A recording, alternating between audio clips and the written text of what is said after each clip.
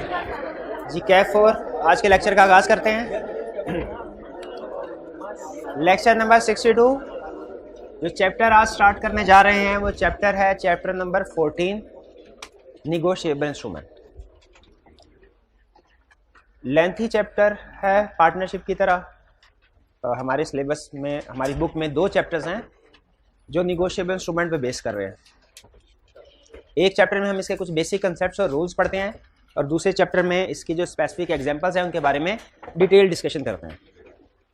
Chapter के कुछ concepts technical हैं, अटेंटिव हो के आपने समझने हैं और मैं खुद भी उन कंसेप्ट्स को थोड़ा स्लो स्पीड के साथ और बार बार दोहराऊंगा। आपने इंश्योर कर लेना है कि कंसेप्ट वो कंप्लीट आपको समझ आ गया है, क्योंकि यहाँ पे कंसेप्ट समझ आ गया तो आगे चल के केस स्टडीज़ को अटेम्प्ट करने में, केस स्टडीज़ को समझने में आसानी होगी। लेकिन यहाँ पे कंसेप्ट समझ नहीं आया तो केस स्टडीज भी ठीक तरीके से अटेम्प्ट नहीं हो पाएंगी। बहुत ज़्यादा मुश्किल चैप्टर नहीं है, सिर्फ कुछ कंसेप्ट ऐसे हैं, कुछ टर्म्स ऐसी हैं जिनके साथ आप फेमिलियर हो जाएं, अच्छे तरीके से उनकी समझ आ जाए तो टॉपिक ईजी हो जाता है। जो टाइटल है टॉपिक का वो क्या है? वो है निगोशिएबल इंस्ट्रूमेंट्स। क्या टॉपिक है? Negotiable instruments. Negotiable instrument, instrument कहते हैं हम पीस ऑफ पेपर को। हम अकाउंटिंग में या लॉ में इंस्ट्रूमेंट किसको कहते हैं? पीस ऑफ पेपर, कागज का कोई भी टुकड़ा, वो इंस्ट्रूमेंट है। लेकिन ऐसा इंस्ट्रूमेंट जो आपको राइट टू रिसीव मनी दे, यानी जो अगर आपके पास है ना तो आपके पास राइट टू रिसीव मनी, आप उसके बदले में पैसे वसूल कर सकते हैं। जैसे एक वो पेज भी है जिसके ऊपर आप अपनी केस स्टडीज अटेम्प्ट करते हैं, वो भी तो एक कागज का टुकड़ा है। क्या वो इंस्ट्रूमेंट है? वो इंस्ट्रूमेंट नहीं है, क्योंकि वो किसी को आप देके आप उसके बदले में पैसे वसूल नहीं कर सकते। तो इंस्ट्रूमेंट क्या है? वो कागज का टुकड़ा जो आप किसी को हैंड ओवर करें तो आप उसके बदले में पैसे वसूल कर सकते। इसकी सबसे कॉमन एग्जांपल है चेक। क्या चेक एक पीस ऑफ पेपर है? और अगर आपके पास किसी का चेक जो प्रॉपरली फिल हुआ है अगर आपके पास है तो क्या आपका राइट टू रिसीव मनी भी नहीं है उसके ऊपर? क्या आप वो बैंक को देके उसके बदले में पैसे वसूल कर सकते हैं? तो इंस्ट्रूमेंट का मतलब क्या हुआ? ऐसा written piece of paper, written piece of paper जिसमें आपके पास राइट टू रिसीव मनी है। जो अगर आपके पास है तो आपके पास राइट टू रिसीव मनी है। जैसे फर्ज कीजिए बाजू का डेटर्स होते हैं ना, अकाउंटिंग में आपने पढ़ा होगा डेटर्स क्या होते हैं। डेटर्स हमें लिख देते हैं आई will pay you ₹50,000 after 1 month. ठीक है, अगर ये कोई डेटर आपको ये लिख देता है और ये कागज आपके हैंड ओवर कर देता है तो क्या इस रिटन पीस ऑफ पेपर की बेस पे आपके पास राइट टू रिसीव मनी आ गया? बिल्कुल आ गया। आप उस डेटर से पैसे वसूल कर सकते हैं इस पीस ऑफ पेपर की बेस पे। इवन सम टाइम अगर आपको पैसों की जरूरत हो ना तो आप किसी बैंक के पास भी जा सकते हैं 1 महीने से पहले कि सर अब मेरी जगह पे आप इससे पैसे ले लीजिएगा, महीने बाद मुझे अभी चाहिए, महीने बाद 50,000 देगा ये, अभी मुझे 45,000 दे दें आप। इसको कहते हैं डिस्काउंटिंग करवाना टेक्निकली फाइनेंस की लैंग्वेज में। तो क्या अब अगर बैंक के पास ये कागज चला जाता है जो आपने उसे हैंड ओवर किया है तो क्या बैंक के पास भी एक रिटन पीस ऑफ पेपर नहीं आ जाएगा जिसमें राइट टू रिसीव मनी है? तो ये है इंस्ट्रूमेंट। इंस्ट्रूमेंट की डेफिनेशन क्या हुई? Written piece of paper which gives right to receive money. Negotiable का मतलब है ट्रांसफरेबल। जैसे मैंने आपको पहले बताया था ना कि कुछ टर्म्स ऐसी होती हैं कि जो लॉ में स्पेसिफिक उनका मीनिंग होता है। बाज़ औक़ात हो सकता है कि कॉमन लाइफ में कुछ और तरीके से टर्म बोली जाती हो लेकिन प्रोफेशन में कुछ और बोली जाए। जैसे मैंने आपको बताया था, नहीं वो आपकी क्लास में नहीं, कि हम एक वर्ड बोलते हैं चेंज, आम जिंदगी में चेंज। लॉ में जब किसी चीज को चेंज करने की बात आए ना तो वो चेंज का लफ्ज नहीं बोलता, वो कहता है अल्ट्रेशन। क्या कहता है? अल्ट्रेशन। हालांकि अल्ट्रेशन का मतलब और चेंज का मतलब है एक ही, लेकिन लॉ को ये अल्ट्रेशन का वर्ड ज्यादा बेहतर लगता है, उसको ज्यादा पसंद है। इसी तरह अकाउंटिंग में भी एक वर्ड यूज करते हैं परचेजेस। हालांकि परचेज करने में और बाय करने में कोई फर्क नहीं है। परचेज और टू बाय 100% सेम मीनिंग है, लेकिन अकाउंटेंट्स की पसंद है कि उन्हें परचेजेस का वर्ड जो है वो ज्यादा प्रेफर करते हैं लिखना पढ़ना बोलना। तो उसी तरह जो निगोशिएबल है इसका मतलब 100% यही है कि transferable, which can be transferred from one party to another party. 100% meaning इसका ये। लेकिन लॉ ट्रांसफरेबल के लफ्ज को इतना पसंद नहीं करता, निगोशिएबल के वर्ड को पसंद करता है। तो फिर निगोशिएबल इंस्ट्रूमेंट का मतलब क्या हुआ? ऐसा रिटन पीस ऑफ पेपर जो किसी को राइट टू रिसीव मनी देता है, जो अगर आपके पास है आपका राइट टू रिसीव मनी है, इनके पास है इनका राइट टू रिसीव मनी है। निगोशिएबल इंस्ट्रूमेंट का मतलब ऐसा piece, written piece of paper which gives right to receive money and which is also negotiable, which is also transferable। Transferable का मतलब यह है इंस्ट्रूमेंट इनके पास है, राइट टू रिसीव मनी इनका है, लेकिन अगर ये चाहें तो ये इंस्ट्रूमेंट इनके हवाले कर दें। अगर ये भाई जो के होल्डर ऑफ इंस्ट्रूमेंट थे, क्या थे? होल्डर ऑफ इंस्ट्रूमेंट थे, ये इस इंस्ट्रूमेंट को आगे इस भाई को दे दें, इस भाई को होल्डर बना दें। अब होल्डर ये वाले भाई बन गए, अब राइट टू रिसीव मनी किसका है? इन भाईजान का। अगर इंस्ट्रूमेंट में ये खास बात है कि वो एक बंदे से दूसरे बंदे को ट्रांसफर हो सकता है, तो हम कहते हैं ये निगोशिएबल है। ये क्या है? निगोशिएबल है। और निगोशिएबल का मतलब क्या होता है? ट्रांसफरेबल, जो कि एक पर्सन से दूसरे पर्सन को ट्रांसफर हो सके। और जब ट्रांसफर कर दिया जाता है तो हम कहते हैं ये निगोशिएशन हो गई। क्या हो गई? निगोशिएशन हो गई। निगोशिएशन का एक मतलब आप इंग्लिश में ये भी समझते होंगे, निगोशिएशन बार्गेनिंग। यहाँ पे बार्गेनिंग मतलब नहीं है इसका निगोशिएशन का। निगोशिएशन का मतलब क्या है कि transfer. Negotiable means transferable, negotiable means transferable, negotiation means which has been transferred, which has been transferred. अच्छा, अगर कंसेप्ट समझ आ रहा है तो मुझे बताइए, क्या एक चेक निगोशिएबल इंस्ट्रूमेंट है? अगर मैंने चेक लिखा पे 5,000 रुपीज, 5,000 रुपीज पे बेरर, बेरर लिखा होता चेक के ऊपर, कभी चेक देखा है आपने? नहीं वैसे देखा नहीं देखा हुआ, चले कोई बात नहीं, कभी आपको दिखा देंगे फिर, है बल्कि कल ही दिखा देंगे। है चेक? अच्छा, बैग में चेक निकालने लगे। नहीं, किसी के पास है क्लास में चेक इस वक्त? शाबाश, दिखाएं चेक, शाबाश शाबाश शाबाश। भाई चोरी का तो नहीं है? अच्छा चलिए, हाँ शाबाश, दिखाएं। ये सवाब, ये कोई कॉन्फिडेंशियल चीज तो नहीं है ना इसके ऊपर? हाँ, तो जरा शेयर कर दे मेरे भाई। हाँ, ये जरा शेयर कर, और ध्यान रखिए कि किसके पास है इस वक्त चेक। हाँ, एक नजर ना इस चेक को देख लीजिएगा कि इसमें क्या क्या चीजें लिखी हुई हैं। जिन स्टूडेंट्स ने पहले चेक देखा हुआ है वो फिर इसको ना देखें, वो आगे ट्रांसफर करते जाएं, लेकिन एक दफा इसको देख लें। वैसे घर जाके गूगल पे भी सर्च कर लीजिएगा, बेहतर है।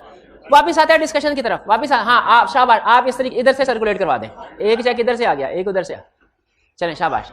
तो ये सिर्फ अंडरस्टैंडिंग के लिए, कि आपको पता चल जाए कि ये है निगोशिएबल इंस्ट्रूमेंट, ये है निगोशिएबल इंस्ट्रूमेंट। तो फिर से आए, निगोशिएबल इंस्ट्रूमेंट का मतलब क्या है? निगोशिएबल इंस्ट्रूमेंट का मतलब, बस कर दे भैया, ऐसा piece of paper which gives right to receive money and which is transferable from one person to another person. तो निगोशिएबल का मतलब ही ट्रांसफरेबल है। जो ट्रांसफरेबल नहीं वो निगोशिएबल नहीं, और जो ट्रांसफरेबल है वो निगोशिएबल है। अच्छा, क्या ऐसा हो सकता है कि चेक मैं इन भाईजान को लिख के दूं और ये बाद में वो चेक किसको दे दे? अब फिर चेक के ये वसूल करेंगे पैसे। तो इन्होंने क्या किया? ट्रांसफर ना बोले, ट्रांसफर ना बोले, अब लीगल लैंग्वेज बोले, इन्होंने निगोशिएशन की। तो अब देखिए निगोशिएबल इंस्ट्रूमेंट की डेफिनेशन क्या कहता है? A written document, negotiable instrument is a written document which gives right to receive certain money. अच्छा, मैंने पहले सिर्फ मनी कहा, पैसे, अब है सर्टन मनी। सर्टन में भी कंसेप्ट है, ओनली में भी कंसेप्ट है, मनी ओनली। यानी इसका मतलब है निगोशिएबल। अगर मैं इनको लिख के दूं, भाईजान मैं आपको 1 महीने बाद 5 चेयर्स दूंगा बना के, क्या ये निगोशिएबल इंस्ट्रूमेंट है? निगोशिएबल क्यों निगोशिएबल इंस्ट्रूमेंट नहीं है? निगोशिएबल इंस्ट्रूमेंट में सिर्फ मनी ट्रांसफर हो सकती है, मनी पे हो सकती है, इसके अलावा और कोई चीज नहीं। अच्छा, और अगर मैं लिखूं कि भाईजान मैं आपको 1 महीने के बाद कुछ पैसे अदा करूंगा, कुछ पैसे अदा करूंगा, सर्टन नहीं है, कुछ पता नहीं कितने पैसे। तो इसीलिए मैंने खास तौर पे डेफिनेशन में 2 अल्फाज ऐड किए कि राइट टू रिसीव सर्टन और मनी ओनली। सर्टन का मतलब समझ आ गया क्या है? कि पता हो कितने पैसे, जैसे वो कॉन्ट्रैक्ट। अच्छा, ये निगोशिएबल इंस्ट्रूमेंट एक्ट आ गया, ये कॉन्ट्रैक्ट एक्ट से हट गया है।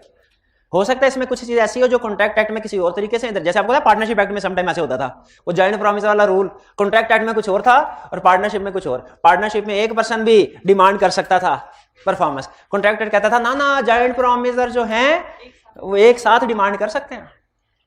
तो ये कॉन्ट्रैक्ट एक्ट नहीं है, ये निगोशिएबल इंस्ट्रूमेंट एक्ट है। ठीक है, मे भी कुछ चीजें, अक्सर चीजें कॉमन होगी, मे भी कुछ चीजें डिफरेंट।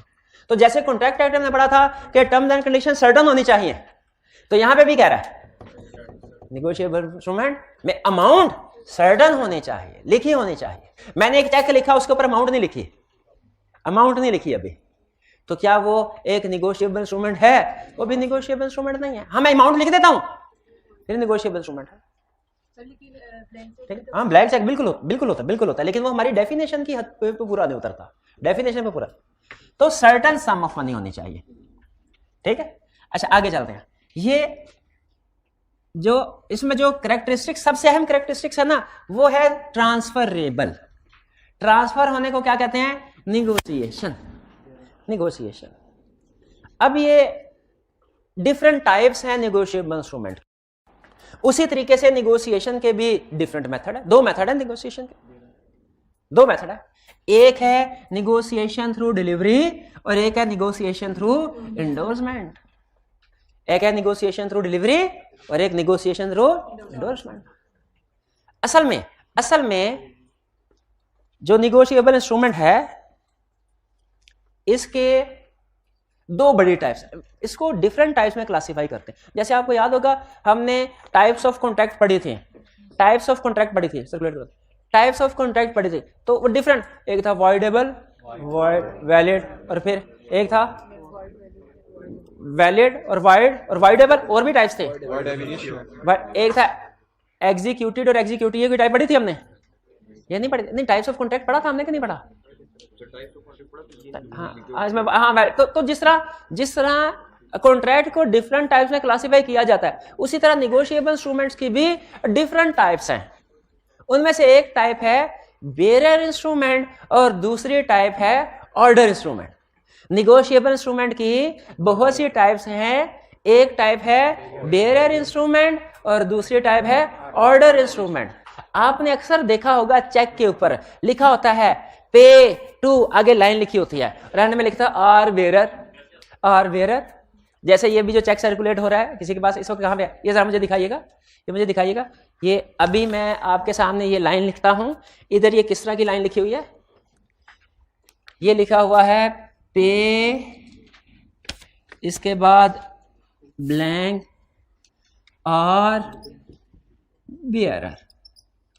ये चेक के ऊपर ये लिखा, हर चेक के ऊपर ये लिखा होता है, ठीक है। हर चेक के ऊपर ये लिखा, हर चेक के ऊपर ये लिखा होता है पे डैश आर बेयरर।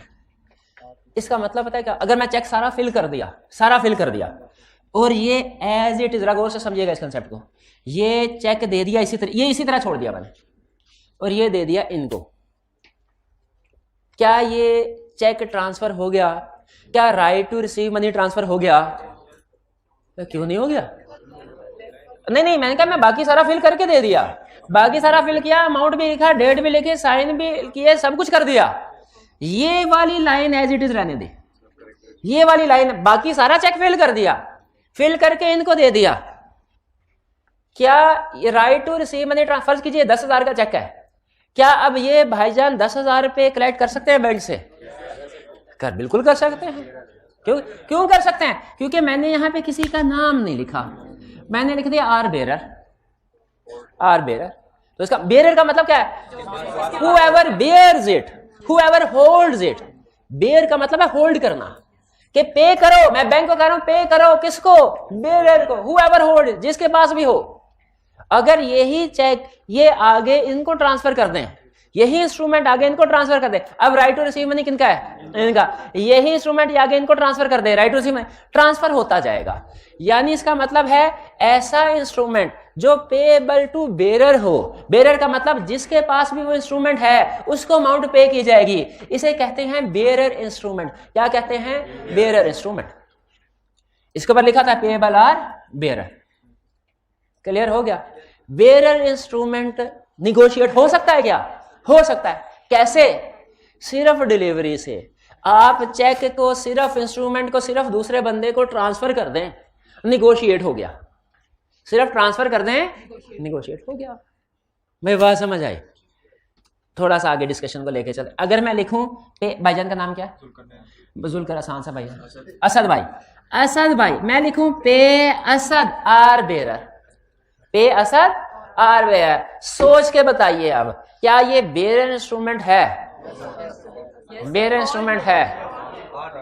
हाँ, मैं इसका मतलब समझे। इसका मतलब है मैं बैंक को कह रहा हूं जिस बंदे ने पैसे देने मैं उसको कह रहा हूं या तो असद को दो या जो भी होल्ड करता हो, जिसके पास जो भी बेरर हो इस चेक का। बेरर का मतलब क्या है? होल्डर, जो भी इस चेक को, इस इंस्ट्रूमेंट को होल्ड कर रहा हो। तो स्टिल ये बेरर चेक है, स्टिल ये बेरर इंस्ट्रूमेंट है।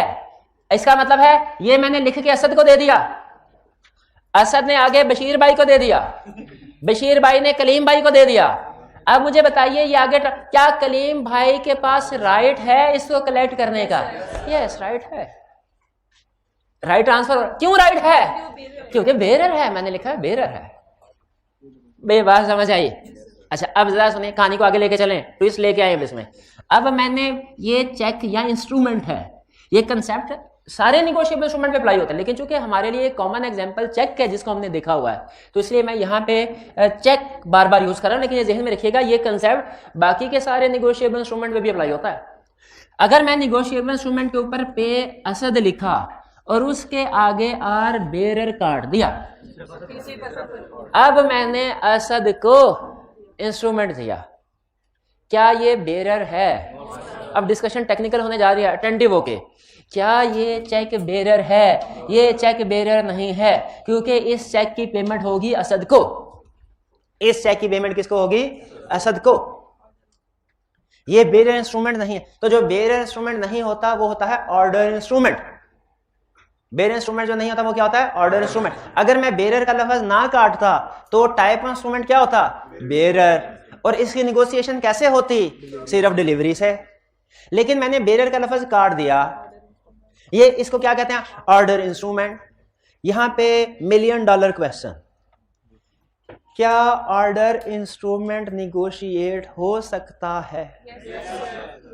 क्या ऑर्डर इंस्ट्रूमेंट निगोशिएट हो सकता है? क्या ऑर्डर इंस्ट्रूमेंट निगोशिएट हो सकता है? इसका जवाब है यस, हो सकता है। हो सकता, हाँ अगला क्वेश्चन, हाउ, कैसे हो सकता है? पहली चीज याद रखिएगा, बेरर इंस्ट्रूमेंट और ऑर्डर इंस्ट्रूमेंट फर्क क्या है? बेरर इंस्ट्रूमेंट किसी भी पर्सन को पेएबल है जिसके पास भी वो इंस्ट्रूमेंट है। ऑर्डर इंस्ट्रूमेंट सिर्फ उस बंदे को पेएबल है जिसका नाम लिखा हुआ है, जिसका नाम लिखा हुआ है। अब अगर ये ऑर्डर इंस्ट्रूमेंट है क्योंकि नाम लिखा हुआ है, सिर्फ असद को पेएबल है। अब अगर असद भाई चाहें क्या इसको निगोशिएट कर सकते हैं? इसका जवाब है यस, कर सकते हैं। लेकिन निगोशिएट करने का तरीकाकार क्या है? इनको एक नहीं दो काम करने पड़ेंगे। बेरर इंस्ट्रूमेंट में तो निगोशिएशन के लिए सिर्फ एक काम करना पड़ता था, क्या? डिलीवरी। ऑर्डर इंस्ट्रूमेंट है, कैसे पता चला ऑर्डर इंस्ट्रूमेंट है? पेएबल टू सर्टेन पर्सन है, पेएबल टू सर्टेन पर्सन है। क्या ये निगोशिएट हो सकता है? यस, ये निगोशिएट हो सकता है। कैसे हो सकता है? असद भाईजान, उसके आगे बशीर भाई को ट्रांसफर करना है, ये असद भाई इसके आगे लिखेंगे बशीर, इसको काटेंगे नहीं, इसको काटेंगे नहीं, इसके आगे लिख देंगे बशीर और इधर साइन कर देंगे अपने असद। इसका क्या मतलब हुआ? असद भाई ने अपना right to receive money transfer कर दिया किसको? बशीर को। लेकिन याद रखें यहां पे सिर्फ बशीर नहीं लिखना, जिसको निगोशिएट करने सिर्फ उसका नाम नहीं लिखना बल्कि साइन भी करने हैं। और आपको मजे की बात बताऊं, लॉ कहता है आगे ट्रांसफरी का, आगे ट्रांसफरी कौन है? जिसको ट्रांसफर किया जा रहा है। लॉ कहता है ट्रांसफरी का नाम लिखो या ना लिखो, साइन लाजमी करने हैं। अगर निगोशिएशन करना चाहते हो तो वैसे तो कंप्लीट जो इंडोर्समेंट होती है ना, जो कंप्लीट मेथड है, उसमें ट्रांसफरी का नाम भी लिखा जाता है और जो ट्रांसफरर है वो अपने साइन भी करता है। लेकिन लॉ क्या कहता है? कहता है दोनों चीजें होना जरूरी है, लेकिन कहता है दोनों में से अगर ट्रांसफर करना है ज्यादा अहम चीज क्या है? सिग्नेचर। सिग्नेचर भी आम जबान का लफ्ज है, लीगल लैंग्वेज में से कहते हैं इंडोर्समेंट। दोनों में कुछ फर्क नहीं है, सिवाय ये कि लॉ को ये पसंद है लफ्ज प्रेफरेबली इंडोर्समेंट। इंडोर्समेंट का मतलब सिग्नेचर, इंडोर्समेंट का मतलब सिग्नेचर, इंडोर्समेंट का मतलब सिग्नेचर, इंडोर्समेंट का मतलब सिग्नेचर। और निगोशिएबल का मतलब ट्रांसफरेबल, निगोशिएबल का मतलब ट्रांसफरेबल। तो अब मैं लीगल सेंटेंस बोल रहा हूं, आपने मुझे बताना है ये सारे का सारा आपको समझ में आया कि नहीं। लीगल सेंटेंस क्या है? Negotiable instrument is transferable from one party to another party. There are two methods of negotiation. There are two methods of negotiation. Number one, by delivery only. Number two, by endorsement plus delivery. Bearer, यहां तक समझ आ गए? आगे, bearer instruments are negotiated by delivery only. Order instruments are negotiated by endorsement plus delivery. भाई ये बात, अगर आपको ये तीन सेंटेंस समझ आ गए ना, अभी तक का सारा लेक्चर समझ आ गया. ये तीन सेंटेंस कौन से? फिर से सुन ले कि an instrument, a negotiable instrument can be transferred from one party to another. पहले. दूसरी बात, there are two methods of negotiation. Number one, delivery only. Number two, endorsement plus delivery. फिर आगे, अब ये कौन सा मेथड कब यूज होता है ये सुन ले. तीसरी line, bearer instruments are negotiated by through delivery only. Order instruments are negotiated through endorsement plus delivery. भाई ये बात समझ आ गई. किसी इंस्ट्रूमेंट को इनमें से कोई भी लफ्ज समझ में ना आया हो, क्लियर? निगोशिएशन, ये endorsement, bearer instrument, order instrument, ये टर्म समझ आ रही है? इन टर्म्स के ऊपर जितनी मेहनत करेंगे केस स्टडी उतनी जल्दी आसान होगी, उतनी जल्दी सॉल्व होगी. इन टर्म्स के ऊपर. कौन सी टर्म्स के ऊपर? Order instrument, bearer instrument, endorsement, delivery, negotiable instrument.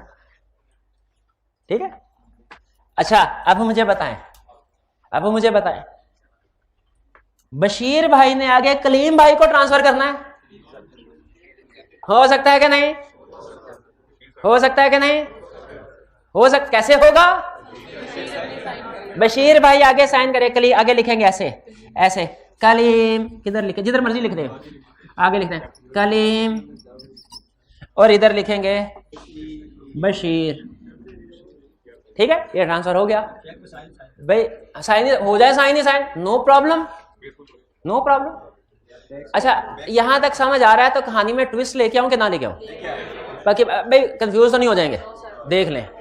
हो भी सकते हैं, नहीं भाई ने कहा हो भी सकते. चलें, अगर हुए ना कंफ्यूज तो रिवर्स कर लेंगे, रिवर्सल एंट्री पास कर लेंगे. हम यूं समझ लेंगे जैसे कुछ डिस्कस किया ही नहीं था. आपने टाइप ऑफ इंस्ट्रूमेंट बताना है. क्या बताना है? टाइप ऑफ इंस्ट्रूमेंट बताना है. बल्कि इधर से भाई ने इतनी मेहनत की है, पाकिस्तान जिंदाबाद. सुने, अगर किसी इंस्ट्रूमेंट पे लिखा हुआ है पे बेयरर, क्या लिखा हुआ है? पे बेयरर. वो कौन सा इंस्ट्रूमेंट है? जैसे यहां पे अगर लिखा हुआ है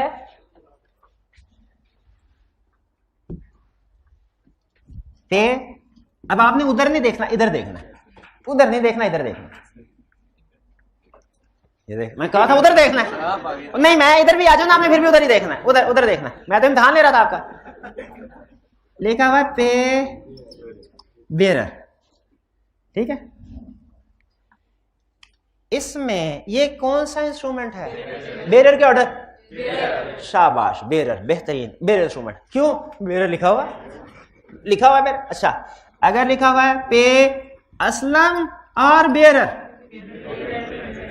फिर भी भाई असलम नाम लिखा हुआ है, बेयरर भी तो लिखा हुआ है. अच्छा, अगर मैंने किसी इंस्ट्रूमेंट पे लिखा हुआ है पे असलम और बेयरर को काट दिया, ये क्या है? Order instrument. अच्छा, अगर मैंने लिखा है सिर्फ पे असलम, ये कौन सा इंस्ट्रूमेंट? पक्की बात है, ऑर्डर इंस्ट्रूमेंट है. अगर पे असलम और ऑर्डर लिखा है, ऑर्डर इंस्ट्रूमेंट है. क्योंकि या तो इसको ऑर्डर वाला क्यों कहते हैं? क्योंकि या तो ये असलम को पेबल होगा, या जिसको असलम ऑर्डर लगाएगा, असलम के ऑर्डर पे, उसके हुक्म पे. असलम आगे बशीर को कह दे, बशीर को पेबल. बशीर आगे कलीम को ऑर्डर लगा दे, कलीम को. कलीम आगे दाऊद भाई को ऑर्डर लगा दे, दाऊद भाई को पेबल है. तो ये ऑर्डर का मतलब समझ आया? ऑर्डर का मतलब क्या होता है कि या तो जिसका नाम है उसको पे करो, या जिसको वो कहे, जिसको वो हुक्म दे, उसके हुक्म के मुताबिक पे करो. ऑर्डर का मतलब ये है. अच्छा, आगे चले. आखिरी क्वेश्चन, अगर लिखा हुआ है मैंने अच्छा, पे असलम और पे असलम और ऑर्डर, इन दोनों में क्या फर्क है?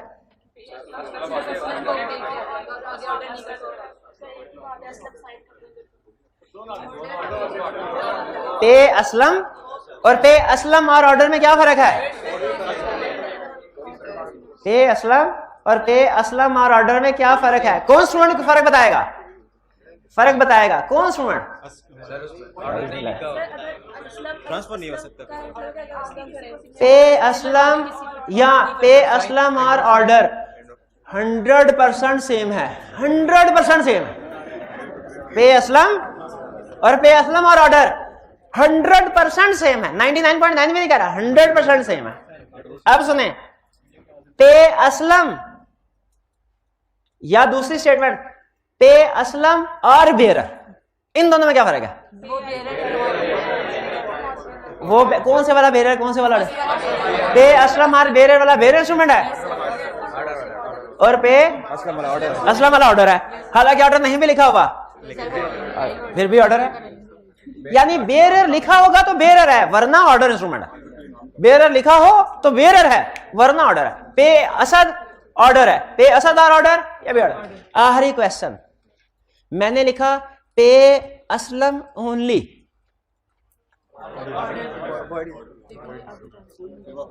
पे असलम ओनली, शाबाश, ये निगोशिएबल इंस्ट्रूमेंट ही नहीं है, क्योंकि मैंने कह दिया है कि असलम को ही पे करो और किसी को नहीं। इसका मतलब है पे असलम का मतलब कुछ और है, पे असलम ओनली का मतलब कुछ और है। भाई बात समझ आए? अच्छा, अभी तक की डिस्कशन में हमने क्या समझा? हमने समझा बेरर इंस्ट्रूमेंट और ऑर्डर इंस्ट्रूमेंट क्या होते हैं। हमें पता चला बेरर इंस्ट्रूमेंट ऐसा इंस्ट्रूमेंट है जो पेएबल है किसको? Any person who holds it. Bearer instrument किसको पेएबल है? Any person who holds it. और ऑर्डर इंस्ट्रूमेंट किसको पेएबल है? Payable to a specified person. Specified का मतलब क्या? जिसका नाम लिखा हुआ है। ऑर्डर इंस्ट्रूमेंट वो है जो पेएबल है किसको? जिसका नाम लिखा हुआ है, और हिज ऑर्डर, या उसके ऑर्डर पे, जिसको वो कहेगा उसको पेएबल है। फर्क समझ आया? अब नीचे एग्जांपल जो केस स्टडी में पूछेगा ना, वो एग्जांपल्स हमने निकाल के आपके सामने रखी हैं। पे बेरर कौन सा इंस्ट्रूमेंट है? Bearer instrument. पे ए आर बेरर, पे ए आर ऑर्डर, पे ए ओनली, निगोशिएबल इंस्ट्रूमेंट ही नहीं है।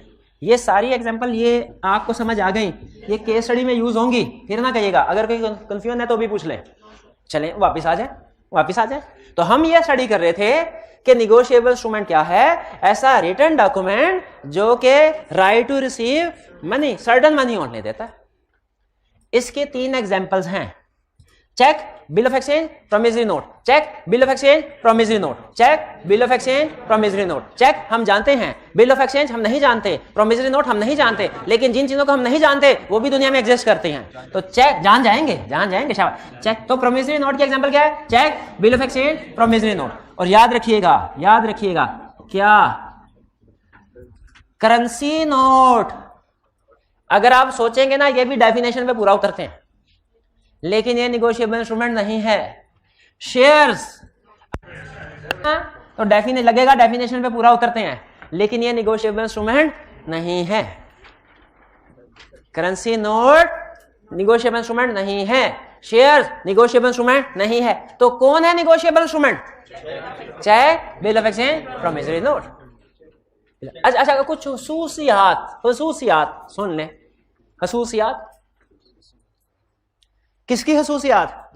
निगोशिएबल इंस्ट्रूमेंट की खसूसियात। खसूसियात ना असल में किसी भी चीज की करेक्टर उसे दूसरी चीजों से डिफरेंशिएट करती हैं। तो निगोशिएबल इंस्ट्रूमेंट के कहता है ये इजीली ट्रांसफरेबल हैं, ये इजीली ट्रांसफरेबल हैं। आपके पास कोई बाइक है ना, वो भी ट्रांसफरेबल है, किसी दूसरे को नहीं बेच सकते क्या?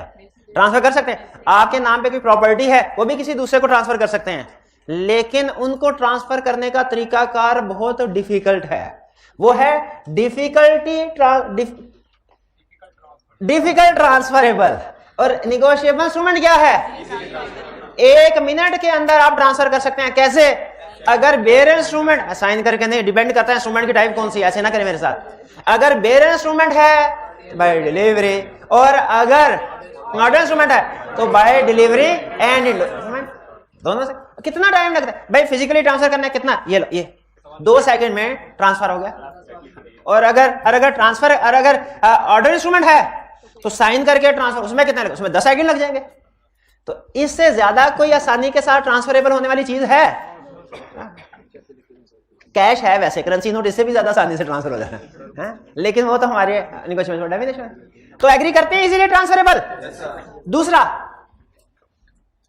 दूसरा वाह वाह, जिसने ये कंसेप्ट समझ लिया ना, 25% निगोशिएबल इंस्ट्रूमेंट को समझ लिया। 25% कंसेप्ट ले। कंसेप्ट क्या है?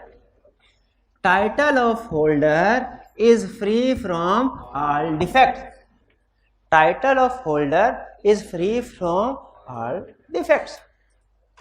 Title of holder is free from all defects. Law की एक आदत है, आपने कॉन्ट्रैक्ट एक्ट में भी आदत लॉ की समझी होगी, कि वो इनोसेंट पार्टी को प्रोटेक्ट करता है। जैसे अगर कोई एजेंट या कोई पार्टनर अपनी अथॉरिटी से एक्सीड करे और थर्ड पार्टी को इसका नॉलेज ना हो, तो लॉ कहता है ट्रांजैक्शन बाइंडिंग है भाई, थर्ड पार्टी इनोसेंट पार्टी थी, उसको हम डिस्टर्ब नहीं करेंगे, आप आपस में देख ले। इसी तरह आपको याद होगा मिस रिप्रेजेंटेशन या फ्रॉड के एसेंशियल्स में हमने वो पढ़े थे जब, तो उसमें था एक्सेप्शंस कि कब कॉन्ट्रैक्ट वाइडेबल नहीं होता। उसमें एक कंडीशन थी, when innocent third party acquires interest in good faith. तो जब innocent third party in good faith किसी चीज को हासिल कर लेती है ना पैसे देके, तो लॉ इनोसेंट थर्ड पार्टी है, हम उसको डिस्टर्ब नहीं करेंगे। अब ये कॉन्ट्रैक्ट वापस नहीं हो सकता, आप आपस में डैमेजेस क्लेम कर लें एक दूसरे से, जो करना है, थर्ड पार्टी को हम डिस्टर्ब नहीं होने देंगे। तो लॉ की एक आदत है, क्या मिजाज है लॉ का, कि वो थर्ड इनोसेंट पार्टी को डिस्टर्ब नहीं होने देता। अब ये इस लाइन में भी यही कंसेप्ट है, title of holder is free from all defect. तो कहना क्या चाह रहा है? कहना ये चाह रहा है कि मैंने, अभी देखिए कहानी में ट्विस्ट आने लगा, मैंने चेक लिख के दिया असद भाई को, ये था बेरर, ये क्या था? बेरर। असद भाई से वो चेक हो गया गुम। असद भाई से चेक, अब कहानी में ट्विस्ट आने लगे हैं, मैं थोड़ा जरा स्लो करने लगा उस पर। चेक हो गया असद भाई से गुम, वो मिल गया कासिम भाई को। कासिम भाई ने उस चेक की पेमेंट जाके बैंक से रिसीव कर ली।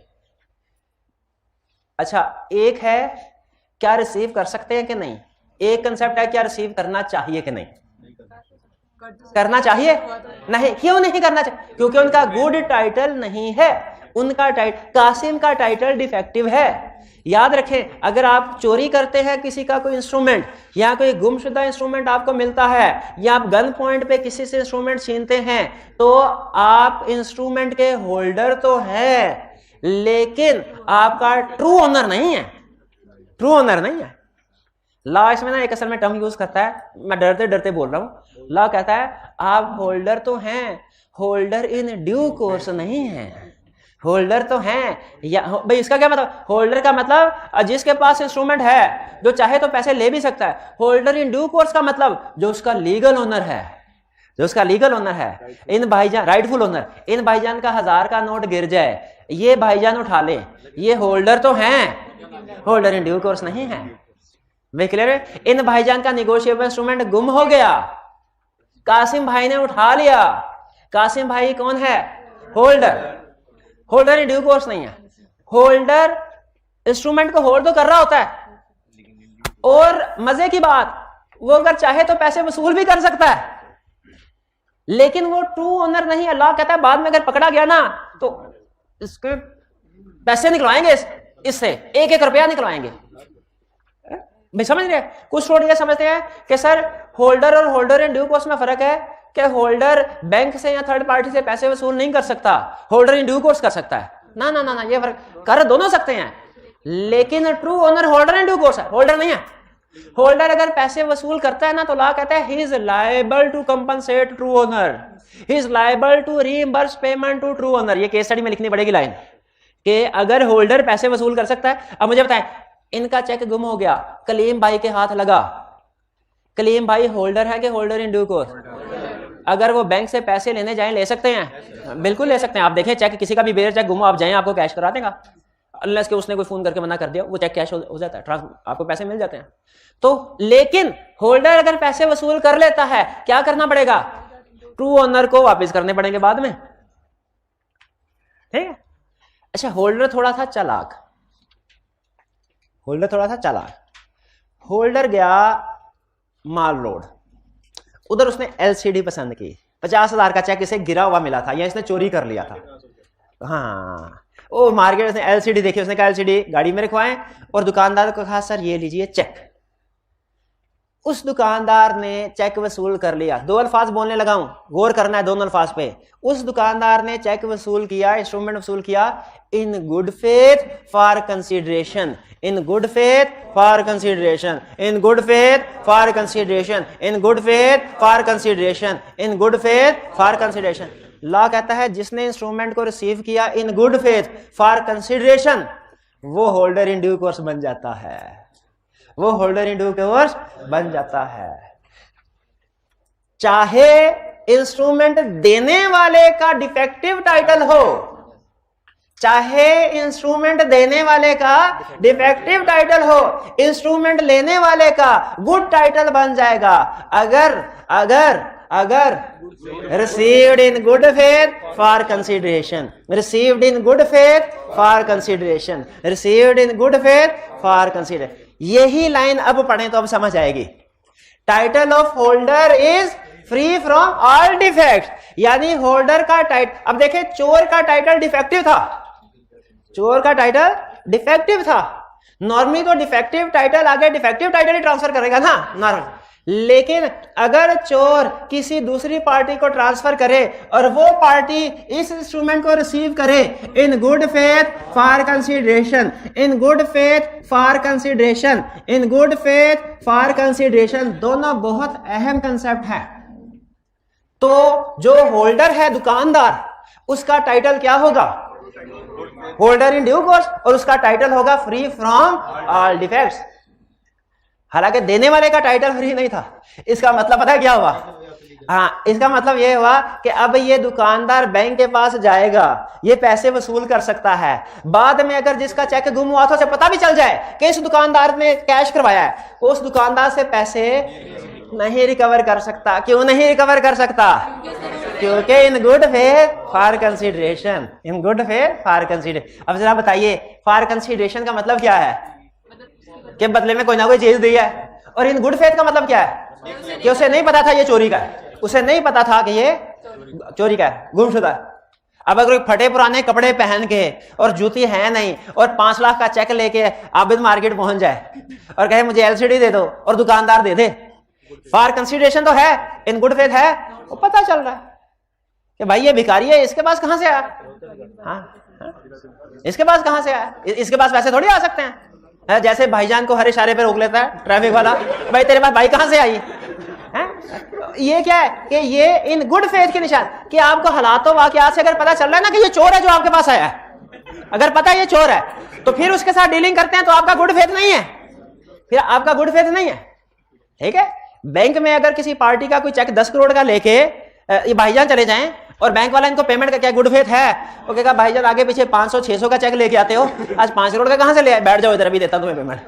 तो इन गुड फेथ का मतलब समझ आया? कंसीडरेशन का मतलब है बदले में कोई चीज दी, गुड फेथ का मतलब कि to the best of our knowledge and belief, ये चोरी का नहीं है, भला कोई ऐसी मशकूक चीज नहीं है जिससे हमें लगे कि ये चोरी का या ये गुमशुदा हुआ है। ये इन गुड फेथ और फॉर कंसीडर बहुत अहम लफ्ज हैं। केस स्टडी में इन्हीं की बेस, 2 अल्फाज की बेस पे डिसाइड होगा कि पैसे किसने अदा करना है, पैसे किसने अदा करना है।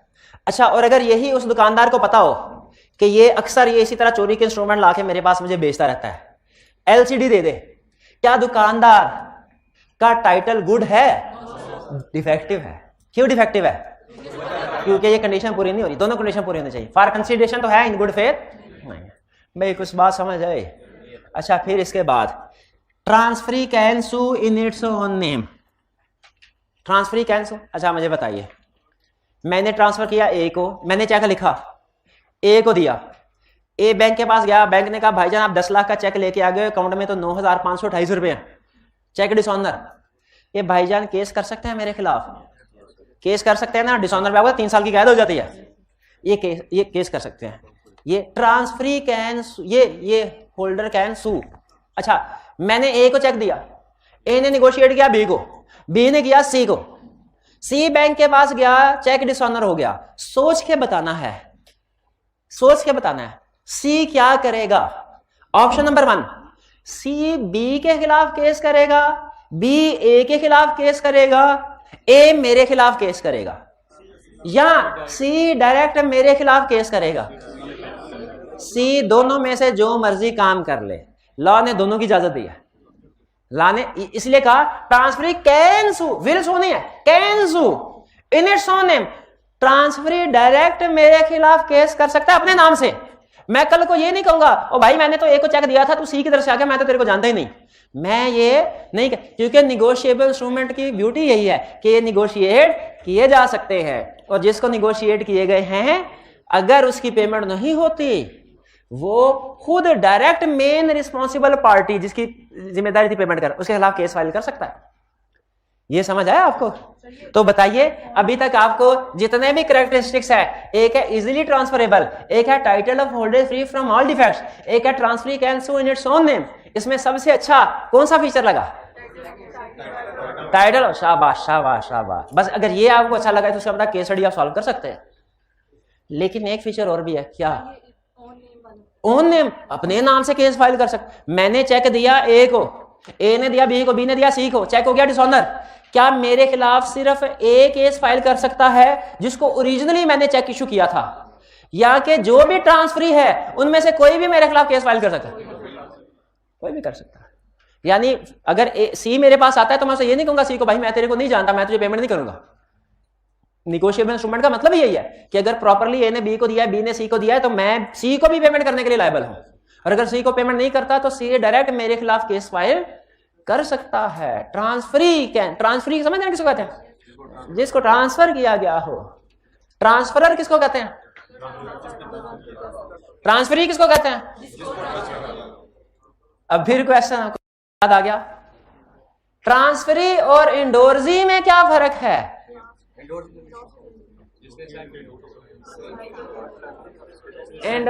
ट्रांसफरर और इंडोर्जर में क्या फर्क है? इंडोर्जर का मतलब जो साइन, इंडोर्समेंट का मतलब साइन, इंडोर्जर का मतलब जो साइन कर रहा है, और इंडोर्जी का मतलब जिसको साइन करके दिया जा रहा है। तो ट्रांसफर और इंडोर्जर एक ही है। ट्रांसफर और इंडोर्जी एक ही है। तो अगर किसी जगह पे ये लिखा हुआ endorsee can sue in its own name, तो आपने परेशान हो जाना, इंडोर्जी कहां से आ गया? ट्रांसफरी का ही दूसरा नाम है। भैया समझ आ गई बात? अच्छा, ये समझ, खास तौर पे ये समझ आ गया ना, 25% निगोशिएबल इंस्ट्रूमेंट निमट गया आपका। ये समझ आते आते टाइम लेता है स्टूडेंट्स को। ये जो है ना, ये गुड फेथ और फॉर कंसिडरेशन, ये वाली बात, ये चोर वाली एग्जांपल जेन में रखनी है। चोर होल्डर है, होल्डर इन ड्यू कैश नहीं, वो पैसे लेगा तो वापस करने का पाबंद है। दुकानदार होल्डर इन ड्यू कोर्स है, वो पैसे लेगा तो वापस देने का पाबंद नहीं है, बशर्त ये कि। अच्छा, फिर करें instrument can B of various types. Instrument can B of various types. चलें, बस अब सिर्फ टाइप्स की मेन हेडिंग कवर करके आगे चलता हूं, ज्यादा डिटेल में नहीं जाता। इंस्ट्रूमेंट्स एक तो है ना एग्जांपल्स, वो जो मैंने बताया था ना, cheque, promissory note, bill of, ये एग्जांपल्स हैं। एग्जांपल्स ये इनकी टाइप का मतलब होता है कि जो बना रहे होते हैं ना, लिखत पढ़त उसके ऊपर कर रहे होते हैं, उसमें कितनी किस्म की वेरिएशन हो सकती है।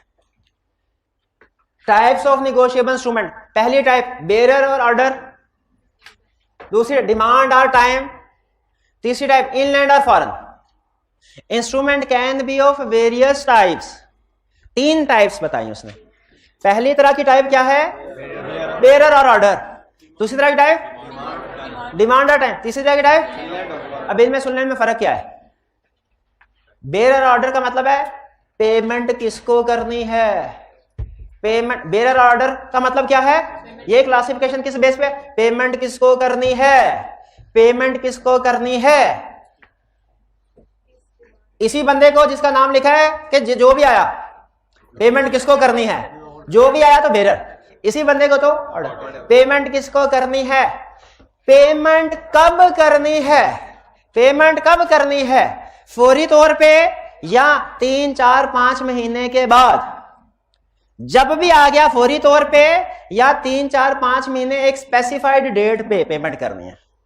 ठीक है, अगर ये है पेमेंट कब, भाईजान को लिख के दिया, मैं जब भी ये भाईजान मेरे पास आएंगे ये इंस्ट्रूमेंट लेके मैं इनको 10,000 रुपए अदा करूंगा, इनको इंस्ट्रूमेंट दे दिया, इनको 3 महीने बाद इनको मैं, आज क्या तारीख है 1 जनवरी 2022 लिख के मैंने नीचे लिखा 3 महीने बाद आपको 10,000 रुपए अदा करूंगा। फर्क समझ आया दोनों में?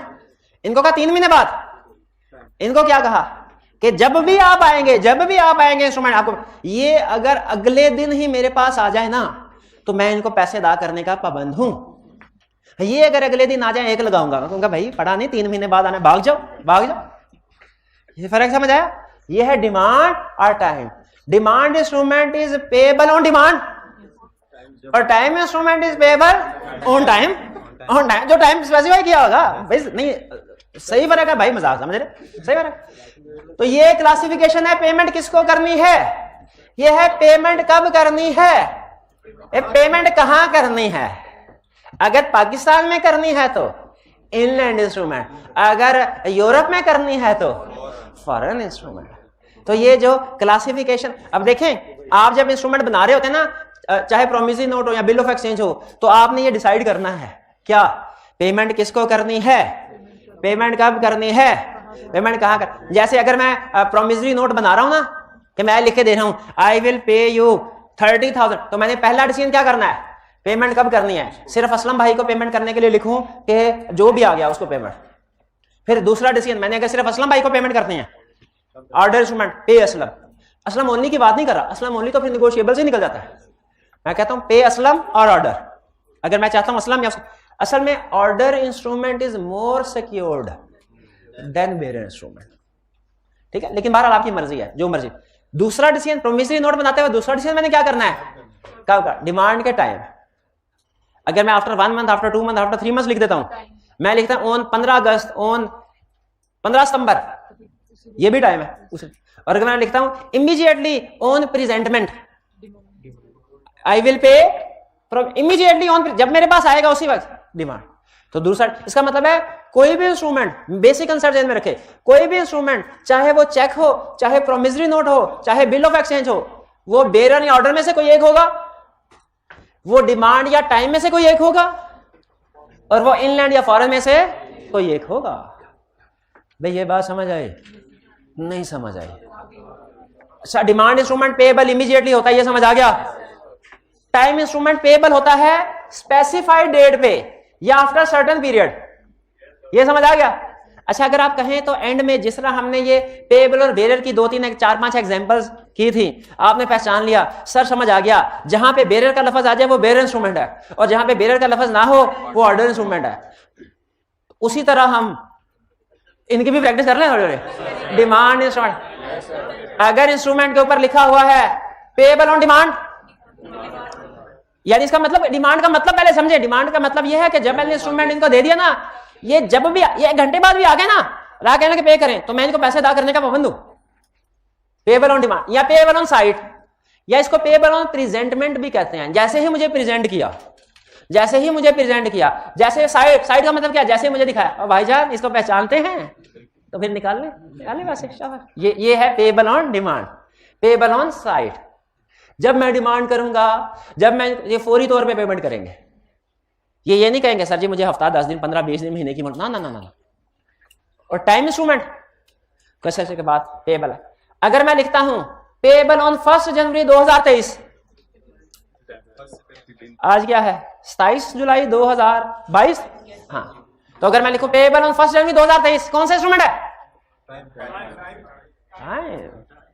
क्योंकि after certain time.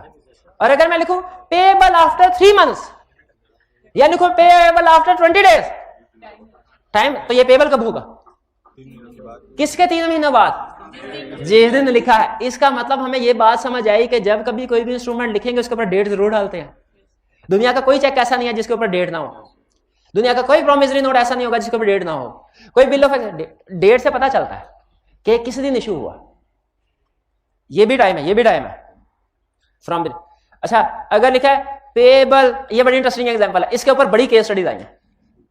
Payable 3 month after death of mister A, mister A के मरने के 3 महीने, अच्छा एक हिस्ट्री में ना इसी एग्जांपल सुन ले, एक बंदे ने अपने किसी से कर्जा लिया और उससे इंस्ट्रूमेंट लिख के दिया, आई will pay you ₹1 million 2 months after the death of my father. ये रियल केस बता रहा, आफ्टर थोड़े से अमाउंट यहाँ डेट चेंज होगी लेकिन केस इस तरह का था, 2 month after the death of my father. बताइए ये इंस्ट्रूमेंट वैलिड है कि नहीं? हाँ वैलिड है। हमने कहा ना ना ना ना ठहरे, आपने कहा था सर्टन, तो उसने कहा सर्टन, हाँ अमाउंट भी सर्टन, और उसने कहा डेथ भी सर्टन है। क्या नहीं मरना उसने? मरना है ना, कब मरना है ये, लेकिन मरना तो है ना, तो जब भी मरेगा वाह 2 महीने बाद पेएबल है। अच्छा इसमें मजीद इंटरेस्टिंग अगर आप कहें तो मसाला डालूं एक और। उसने कहा आई will pay you ₹1 million 2 months after the death of my father provided my father leaves me enough money. My father leaves me enough money, ये वैलिड है कि नहीं? ये अनसर्टन है, मरने की हद तक सर्टन था लेकिन आगे सर्टन नहीं है। हाँ इफ आ गया ना, इफ भी वो पता नहीं फादर कितना छोड़ के जाता। आगे एक आपकी फेवरेट एग्जांपल है, आपकी फेवरेट है,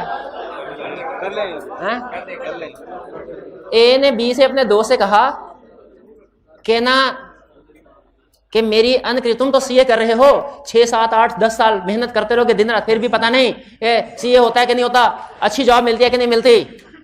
मैं देखा फेसबुक पे दिन रात बैठता था, तो अगले महीने 1 मिलियनियर से मेरी शादी है, मिलियनियर से मेरी शादी।